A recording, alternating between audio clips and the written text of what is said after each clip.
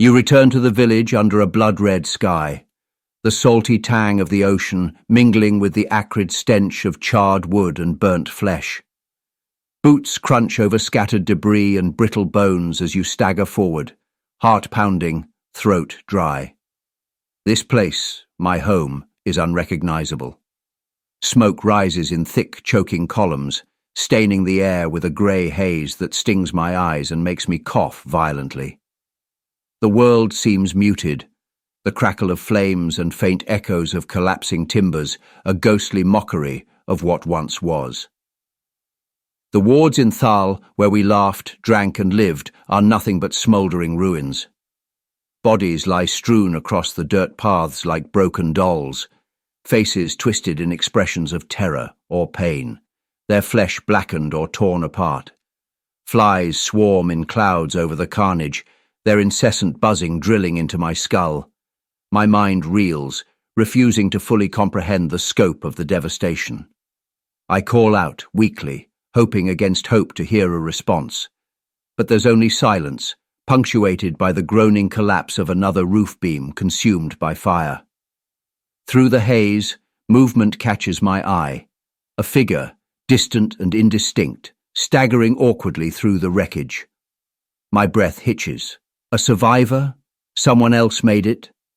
I half walk, half stumble closer, the smoke clawing at my lungs. My vision swims as the figure comes into view, their jerking movements unnatural, almost puppet-like.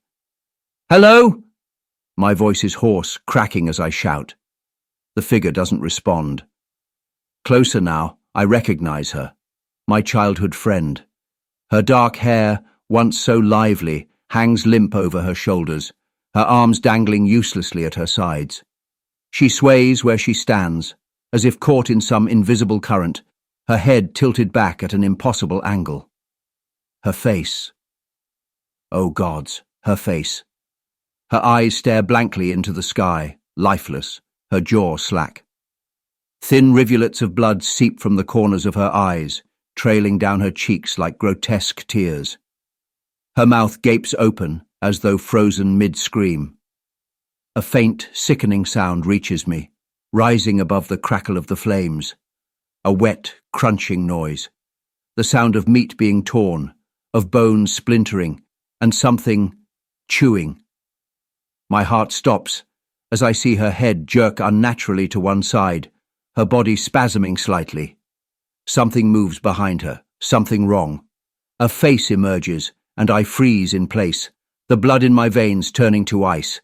Horns, long, curved and jagged, protrude from a twisted, goat-like visage drenched in blood. Its black, empty eyes meet mine, and my stomach churns as its mouth, a slavering maw dripping with gore, pulls back into a hideous parody of a grin. Bits of flesh hang from its fanged teeth, still wet with blood. The creature lets out a deep, rumbling growl as it shifts, revealing a massive, hulking form. Its fur is matted with blood, its claws glinting in the flickering light of the flames. The goat-headed beast grabs my friend's limp body, as though she weighs nothing, lifting her into the air before hurling her aside like discarded waste. Her lifeless form crumples into the rubble, leaving a smear of crimson across the charred ground. My knees buckle, but I can't look away. The creature's eyes lock onto mine, unblinking, and I feel my will dissolve beneath its gaze. Its towering figure, illuminated by the inferno consuming my home, seems like something torn from the depths of a nightmare. Then the shadows begin to move. They slither and writhe like living things, creeping in from all sides, their cold tendrils brushing against my skin.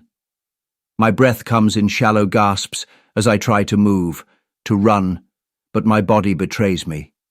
The shadows claw at my flesh, icy cold and searing hot at the same time. They whisper to me in voices I can't understand, promising agony beyond death. The creature rears its head back and lets out a bleating scream, a sound so alien and terrible it feels like knives slicing through my mind.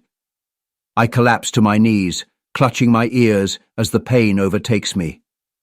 The shadows close in, pulling me into their cold embrace. The last thing I see is the creature, its blood-soaked form framed by the hellfire of my home, stepping closer. Then everything goes dark.